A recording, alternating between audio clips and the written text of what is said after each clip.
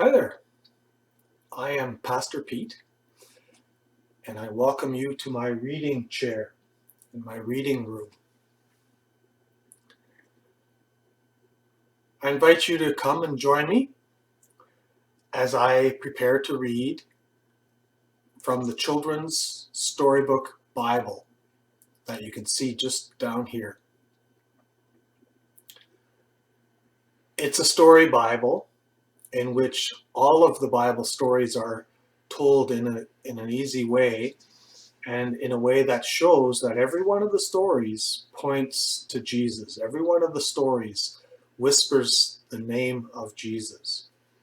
And so I love reading it. I've been reading it to you, the children at church, as a children's message. And now we're in a time when we can't come to church, and so I'm starting to do this. So let me get a few things ready, and then I will go and sit down and I will read to you. First, I put up something made of olive wood that says Shalom on it. Then I place a statue of Jesus washing the disciples' feet. And something a friend gave me that is a ship inside of a bottle, a challenging thing to create. There, I have my reading glasses ready, and I have a bookmark ready. I have to move a few things out of the way, and then we will sit and read. Rafe, you want to come over here? Yeah. You want to listen too? Go ahead, lie down. The Jesus Storybook Bible. Every story whispers his name.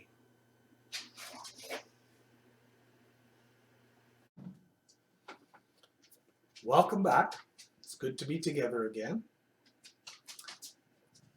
Last time we were together, we read in one reading the story where the people, after the time of Noah, build a great city and then believe that they can build a tower so that they can get to heaven, and then after that there's nothing they can't do anymore because they've got a way to get to heaven on their own. And God saw that and knew that that wasn't even possible. But then he mixed up their language so that they couldn't understand each other anymore, and they had to give up on the building of the tower, the stairway to heaven. And God was teaching a lesson saying, heaven needs to come down to you. A tower won't save you. Your own work won't save you. But heaven needs to come down to you. And the story said, in a person to rescue you.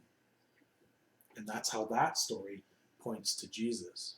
My throat is getting a little dry, so I'm going to have a little sip of tea here.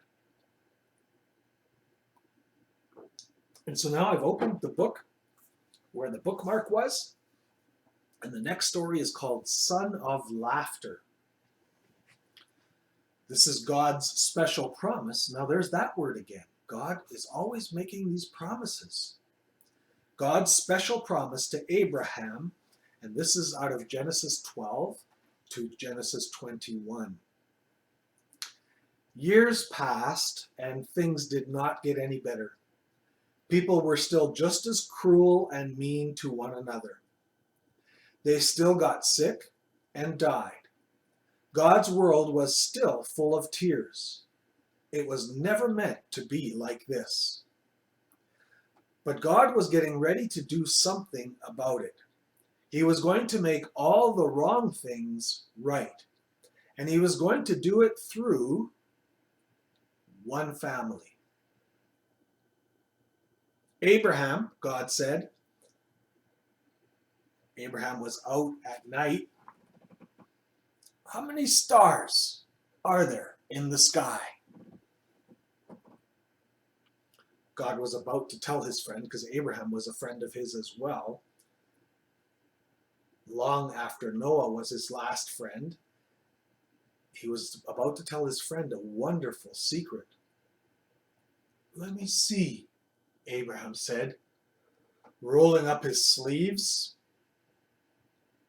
Now, have you ever tried counting the stars? Been out camping at night? You got to be kind of out of the city to see them well.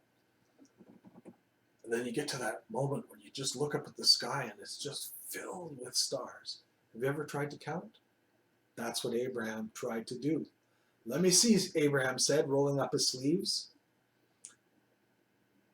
993, 994, 997. Uh-oh. Oh, no. Wait, I'll start over. 1, 2. Of course, he kept losing count. Eventually, he said to God, "There's too many. I can't count them." "Guess what?" God laughed. "I will give you so many children and grandchildren and great-grandchildren, you won't be able to count them either." Abraham couldn't help but giggling at such a wonderful idea. But he stopped himself. How could he have a family? Don't be silly. He didn't have any children, let alone grandchildren. And he was old. He wiped away a tear. Anyway, it was far too late for him to start having babies at his age. He was 99 years old. Do you know anybody that's 99 years old? So what could God mean by this?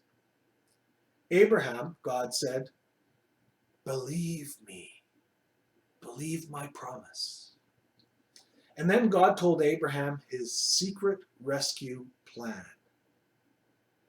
"Abraham, I will make your family very big," God promised, "until one day your family will come to number more than even all the stars in the sky." Abraham looked up again at the dark night sky, thick with stars. "You will be my special family, my people, and through you, everyone on the earth will receive blessing, will be blessed." It was an incredible promise. God was going to rescue the world through Abraham's family. One of his great-great-great-great-great-grandchildren would be the child, the promised one, the rescuer. "Oh, but it's too wonderful to think about," Abraham said. "How can it be true?" "Is anything too good to be true?" God asked. "Is anything too wonderful for me to do?" Can you imagine God rubbing his hands together in excitement about doing something wonderful like that?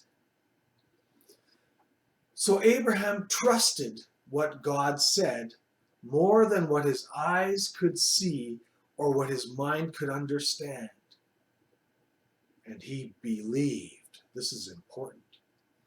Now, when Abraham's wife, Sarah, heard God's promises, she just laughed to herself. But it wasn't a happy laugh. It had tears in it. She'd always wanted a baby. Could her dream come true now? Could she really have a baby when she was around 90 years old? Of course not. Don't be silly. It was far too late. Sarah didn't believe God could do what he promised. She had forgotten that when God says something, it's as good as done.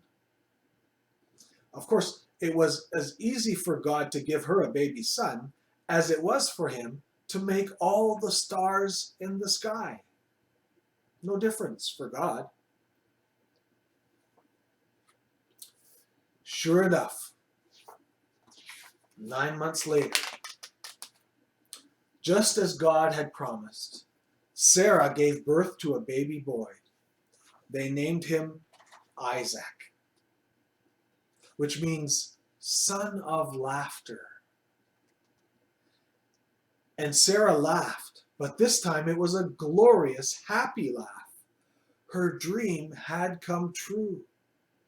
God would do as he promised. He would always look after Abraham's family, his special people. And one day, God would send another baby, a baby promised to a girl who didn't even have a husband. But this baby would bring laughter to the whole world. This baby would be everyone's dream come true. And here's a picture of an artist imagining Abraham and Sarah happily holding their son of laughter, who was the start of another part of God's plan to bring happiness to the whole world. And we'll stop there. I'll put the bookmark in, put the book nearby, switch out my glasses, and take a sip of tea and say to you, you know what's coming. Shalom and serenity until we meet again.